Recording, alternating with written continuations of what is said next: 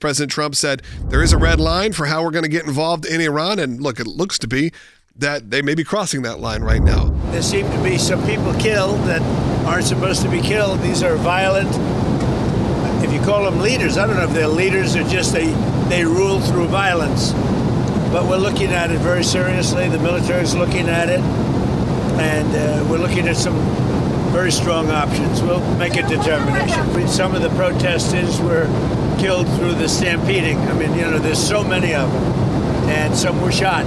We're getting a full report. I'm getting an hourly report, and we're going to make a determination. A spokesperson for the White House, unnamed here, said that what it would look like is we will be hitting them very hard where it hurts.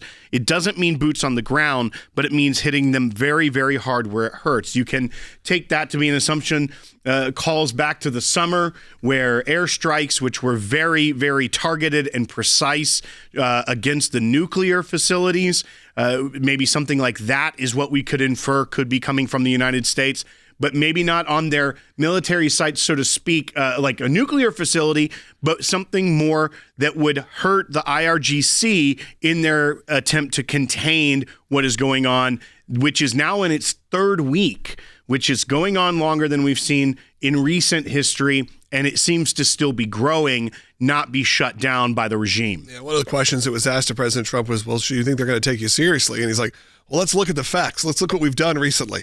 Look at what happened in Venezuela. He also goes, look at what happened with Soleimani. This is not an administration that bluffs a lot. And when you see the response from the Iranians, this is from the Iranian Foreign Minister Abbas Araghchi. Tough one to say there. But he's saying we are not warmongers, but we are prepared for war. We are also prepared for negotiations, but fair negotiations with equal rights and mutual respect.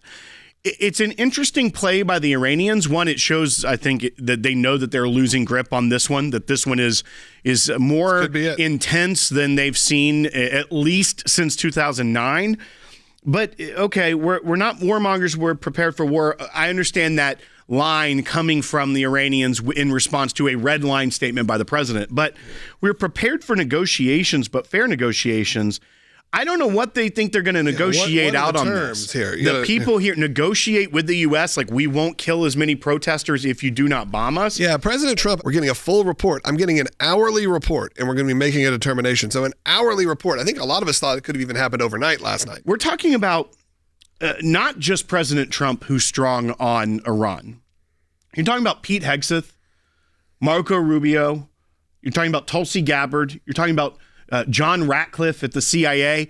These are individuals whose entire career in the public space has been against the regime in Tehran and very strongly have had opinions and developed their foreign policy chops looking at wanting a free Iran, a return to the people, not the theocratic genocidal dictators that run the country since the revolution. So when they say things like, we want negotiations, but fair negotiations, I don't think our Secretary of State, Marco Rubio, who has been an Iran hawk his entire career, is going to sit there and be like, you know what? Let's sit at the table and say, yeah, maybe you can stay in power and we'll even back off on our rhetoric and let this fizzle out on the ground. No, Marco Rubio is probably the most clear-eyed on this foreign policy issue than any of the others that we've seen going on. We saw the closest thing within modern political history, 2009, the Green Revolution, where the Obama-Biden administration at the time would do nothing to show even support verbally for what was happening on the ground. We know that this is a brutal regime. We know the evil that they have put across the world. We know that they had very close relations with Venezuela. And the way that they both made money off black market oil was enriching themselves to further terror, not to make a better life for their people. So all these things are connected. But you're also starting to see the people on the street that are fed up with it. And it needs to be a situation where Iran could be free and the return of the Persian people, that proud history, is what rules Iran, not the theocratic genocidal dictatorship that is the Ayatollah. And not us either. I 100% agree. I think that supporting the overthrow of the Ayatollah, it does not necessarily mean that we are nation building and getting in there. The Persian people are very smart people. They may not need it. Very resourceful. There is actually a lot of wealth within Iran that can help this get back to where it is. That is part of the problem why it's been such a tragedy, is the squandering of the wealth of that nation on terror, on Hamas, on Hezbollah, on assassination plots against our president. Who is going to take over? Right. In 1979, there was a power vacuum, and that's how the mullahs got in. Who's going to be taking over? That's one of the biggest concerns right now, I'm sure, that they're going to have in trying to figure out who's going to take over. Yeah, because the evil you know, it's going to be better than the evil you don't know. And the same kind of situation that Syria is now in. So I don't think that the late Shah's son is qualified. What has he done in the last 40 years? Yeah. And you are starting to see some of those, conversations publicly in the United States amongst people that follow stuff like this as well. I know obviously you're following it as well, Fuad, but yeah, there are also multiple. He's the one, the son of the Shah, who has kind of made a big splash on social media. But like there are other heir to the throne, if you will. But there are other groups that also have been fighting externally against the regime for a long time that will want to try and move in there.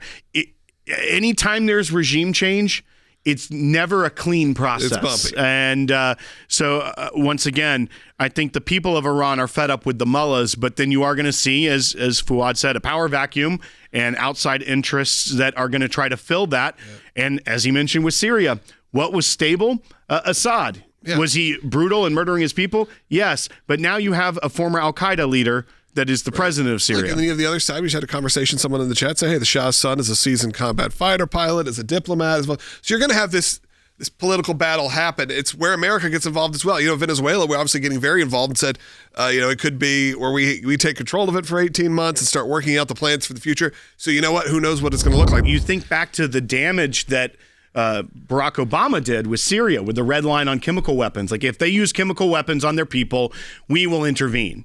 They did, and the American people and the U.S. did nothing. So once again, we may not want to get involved, but I think if the president draws a red line, they better live up to their word and follow through with something, or else then you do end up with situations like Syria that probably could have been stopped or changed or made better if the president had followed through. Instead, it gave more leeway to the Assad regime to continue that civil war. And now what do you have? A former al-Qaeda leader as the president of Syria. They're hoping to be a better country going forward. We'll find out. But there's a lot of questions still with that. If you can make good on your word, I think that you're in a better spot.